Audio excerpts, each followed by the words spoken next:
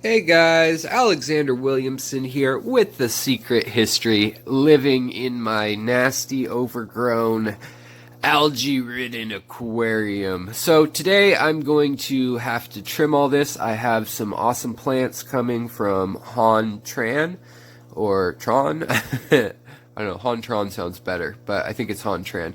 A great aquascaper, and also he's got a nice website with some of the rarer plants.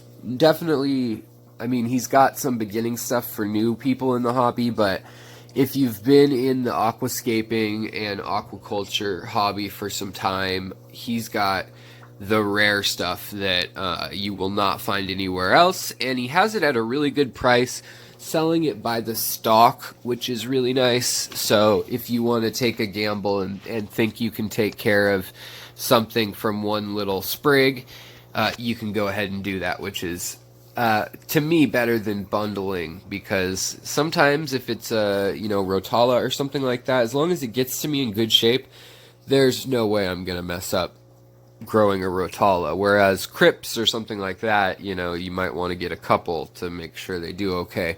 So right now, this tank, I've hollowed out a lot of what was going on back here just over time, but we're getting leggy. That's what I call it. So if you remember in a past video, I also discussed how plants, they go for the light, and as they do that, they say forget about putting leaves out, and all the density of and surface area of leaves is up where the photosynthesis happens.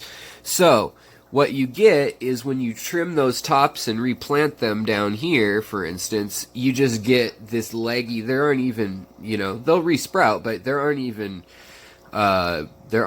any leaves anywhere on this stem. So I'm just gonna go ahead and get into this jungle mess, and I got most of the dead rotting stuff out, but you can see where some plants like Pogostemon and Limnophilia, stuff like that with the big hardy hollow stems, they actually, if the stem gets compromised at all, a lot of times they'll just kind of rot or get mushy, I should say, and the top of the plant will be okay. Naturally, in the wild, that's so that it can float around, float off into another part of the lake or whatnot. But we're getting some just crazy growth, and also I've been heavily dosing this tank, and so hopefully I get an Aquascape team coming here to check out what I've got going on.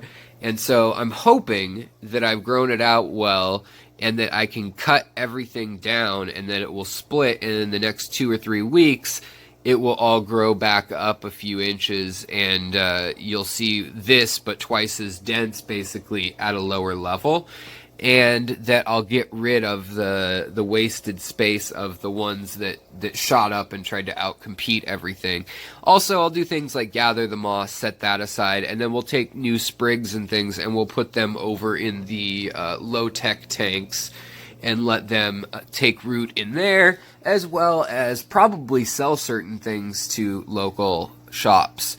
But as you can see, there's just a mess of plants in here, and when you have this aqua soil, you get roots like this crypt, this red spiralis cryptocorn tiger. It probably has roots that run, all the way to here. So when you pull it up, you unroot everything. Also going on in the last 2 weeks alone, just because I've upped the ferts and the CO2, just to kind of see where my colors are going to be and which plants I want to, like this Ludwigia pentanal I want to move, and my little red butterfly that's back in there, and also the Cabamba fructata. I really want to feature those in this aquascape. And then I'll probably be getting rid of some of the hygrophila and some of the other plants that they're nice plants, but I don't need them to be taking up so much of the scene. So we'll probably unroot those. Things will probably get really cloudy, and I may even need to pause in between. A lot of people would move their fish for this, but I've just done a 50% water change, so I'm hoping that holds them over. And they'll be scared, they'll be out of sorts. I may lose 1 or 2 from stress, and I'm willing to take that risk. But I think the only fish I may move are some of the female Aru 2s, because I really need them to stay healthy and happy. Also, I'll probably be pruning. So on these sword plants, if you can't see what I'm doing, what it is, I pull them up, and they have, basically they're like an onion at the base, and you can peel away the outer leaves, but the inner leaves you don't want to peel away. And when you cut one, you can do that, but it can sometimes cause the plant to like revert in growth a bit. So what I'll do is assess whether I can take this leaf out, but whether I should or shouldn't, I'm going to get rid of that piece because it's definitely just acquiring algae that I don't need in there. Another thing I need to do at some point in the near future is take this branch out and scrub it from the algae it has. Also, there's some tangled mass that I leave in here for the Danios to spawn in, and that may remain in the back corner, but I definitely need to untangle some things. You can see the mesh of the bed liner showing through in spots where I've planted, and fish have rooted through it, like the pleco and the catfish. So that's basically what I'm going to do. You'll see it in a time-lapse format, and hopefully if you have any questions you can drop them in the comment section. Thank you for watching, and please like and subscribe if you want to see more of this, plus lots of other different types of videos, you know, everything from just trivia and interesting little short videos to long lectures on specific topics that I've researched for months. So let me know what you'd like to see. Let me know if you're curious about any of the plants, and I am going to get in here and start doing stuff. So it'll be a couple hours for me, probably look like 5 minutes for you guys. So enjoy, and as I said before, please share this with anybody that you think would enjoy it. Anybody who's trying to learn to aquascape, you can kind of just see how I lay things out, pull certain plants out, put certain plant tops back in, and basically how much you can hack away at a plant and have it still be okay if the roots are in good shape. That's kind of what I want you guys to see. Same with some of the, like the corkscrew valve and stuff like that in this tank. It really has a long network that comes up in big clumps, and I can cut that all the way to the ground and it's still going to come back. So don't be afraid to cut in your tank. If you have real rare plants, you may want to cut and save a top cut if it's a stem plant, but other than that, I mean, don't be afraid of cutting. It'll be okay. Other than that, sit back, enjoy. If you want to also encourage more interesting plants, new tanks, new adventures to new places, and more time to research, you can always go support the channel on Patreon. So sit back, relax, and here comes the time lapse. See you guys next time. Bye-bye.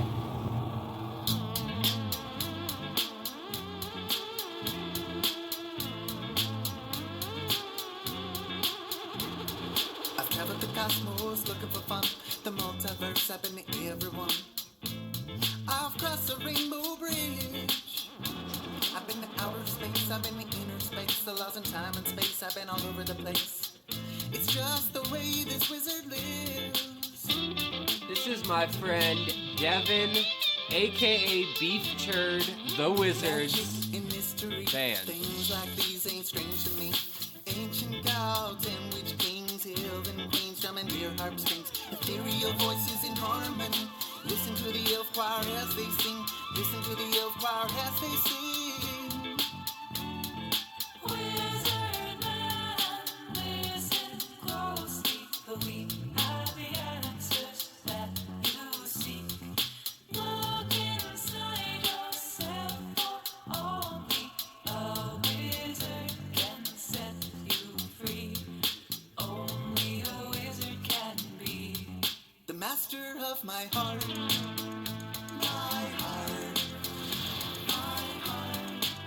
He's the keeper of my soul.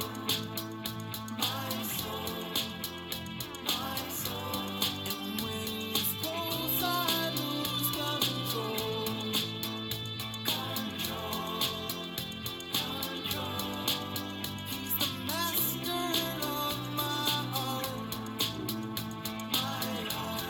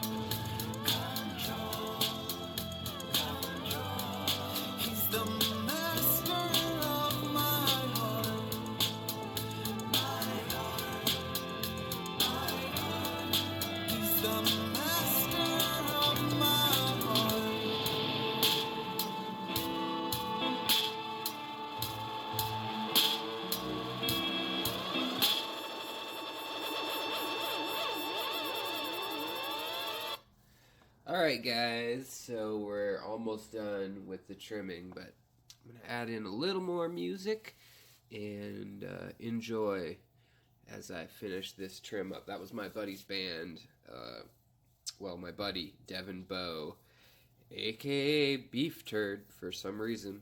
That's his name. Check him out on YouTube or SoundCloud or all the places you find music.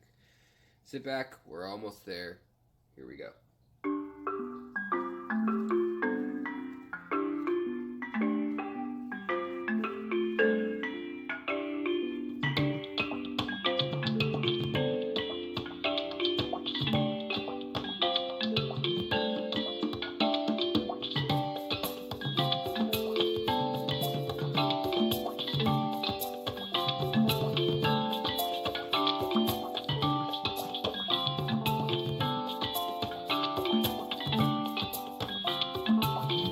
Hey guys, it's Alexander Williamson, and we are done with the Aquascape remodel as far as the bulk of things goes. So I'll be making some tweaks to things, but one kind of cool thing is I made a little pathway.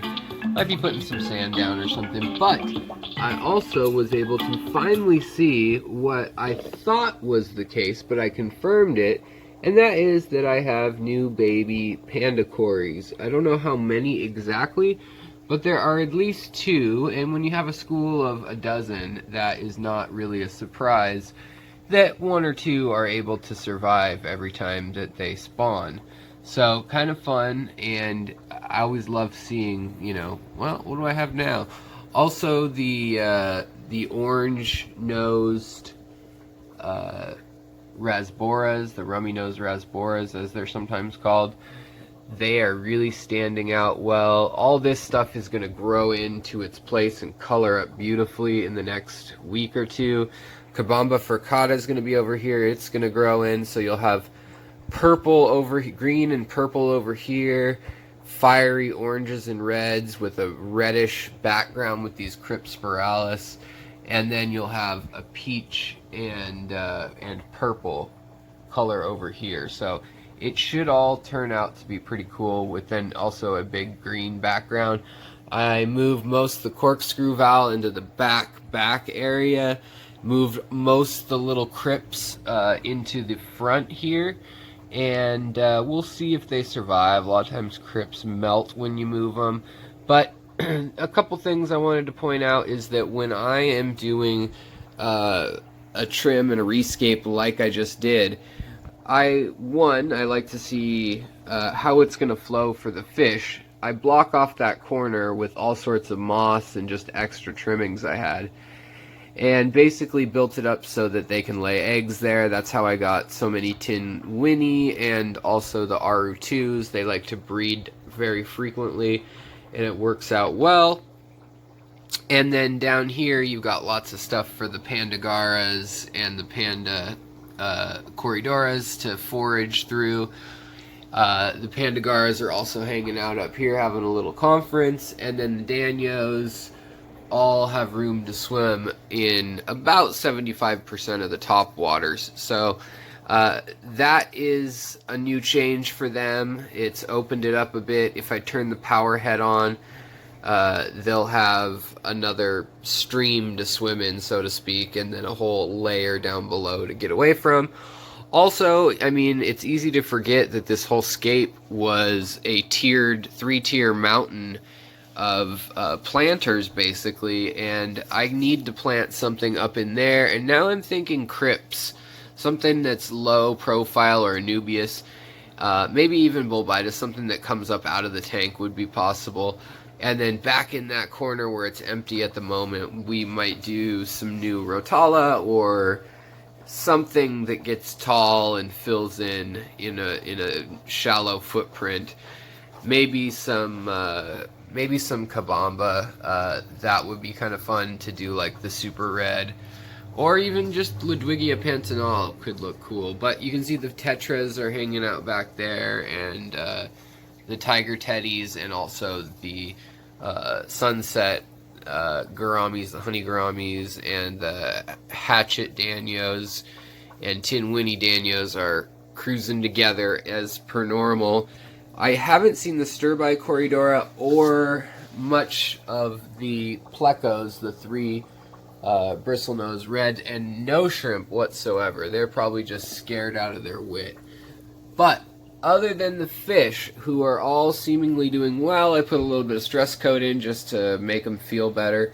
Other than all that, really, I just wanted to let you guys know that I have a system where I have a bucket, and well, it's pretty dark in here, but essentially the bucket is stuff that I'm tossing or just going to give away. It's clippings, it's root stuff. Sometimes you can plant those roots and they will grow into an entire beautiful plant, but for me, I just had way too much of a snag. Like, you can see how much I lowered everything down, and right now it may look pretty hacked and pretty empty, but in a week, maybe 3 at tops, it'll be fully lush again and dense, and I'll be wondering what to cut back again. I see the biggest problem coming right here in the future, and then in the 2 corners, it's pretty dense. I really like it when it's like this, just for looks for now, but in practicality, long term,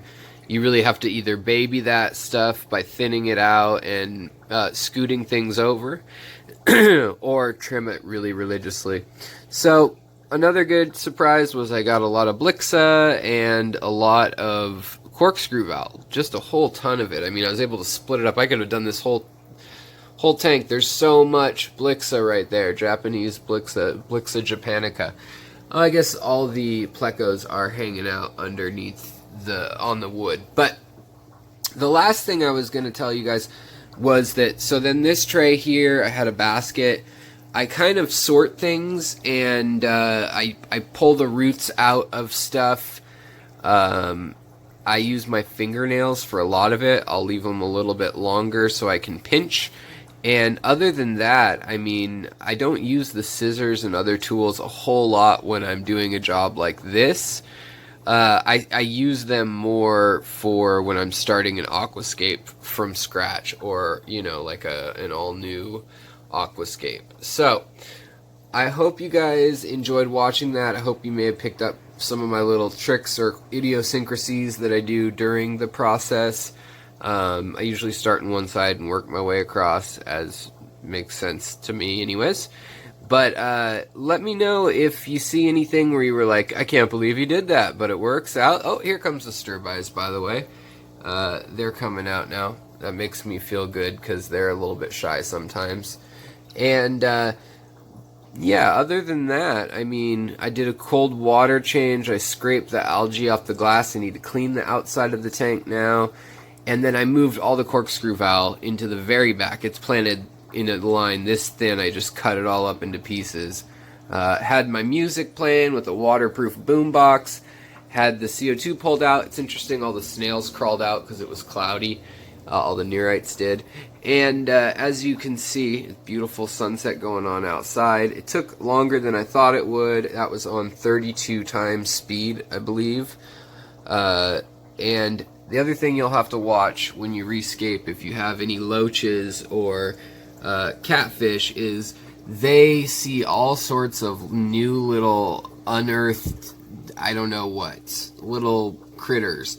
And they're going to be rooting around and digging holes. Like, they've already dug a hole that's an inch deep right there. Oh, here we go. Here's the beautiful gourami. So, yeah, and then there's the Aru2s hanging out right there. So everybody's back to normal, but they're gonna undo some of what I did, and they're gonna be stripping the roots off of some stuff, especially the crypts. If you see the crypts melting, go ahead and just cut them. I did that quite a bit here. If I found a crypt that had a cryptochern that looked like something like these here, it was just a little bitty one like that, smaller than these guys, I cut the leaves off a lot of them and then just tucked them in, and we'll see if they make a comeback. Some might not. There's one little stick sticking up of a leaf. A lot of times they will just come back totally, and it's no big deal. Other than that, looks like the Anubias is looking at flowering, which will be nice. That's really pretty when they do that. And then I pulled some of the rocks from the shrimp hide out because I am not seeing any shrimp, but I'll be looking in the coming days to see what the deal is with that. Another last secret I'm going to say here is that I oftentimes, like I did with this stuff, you can pull things out and it makes the water dusty, but I have two 75-gallon filters, 75-gallon tank filters filtering, and so that really takes care of a lot of the dust in the water quickly compared to most normal tanks. And the other thing that I was going to say about that is usually I scoot a lot more than pluck. So instead of plucking each plant out, I will take the plants and I'll take my hand, tuck it in here like I did in this corner. These plants were all out to here. I cut the top off, put those down all the way here, and then I scooted the whole thing forward and then just kind of shook the dust and the dirt, the substrate off. Other than that, I hope that this gives you guys some insight onto how to manage an aquascape. This is needed probably every 6 months if you're keeping up with trimming a couple times every few weeks. And, you know, it's not that big of a deal. It takes a couple hours, and for me it's kind of peaceful. Listen to a podcast or listen to some music, and you guys probably saw me rocking out. So I hope you guys have a great day. Please like, subscribe, and if you want, if you're feeling squirrely, help put my fish through college and become a Patreon supporter where you get first dibs on my plants, on my rare plants, on my fish, on my rare fish. So I hope you guys have a great night, day, morning, whatever it is. It's a great evening for me. So take care, be well, and I will talk to you guys later. Peace.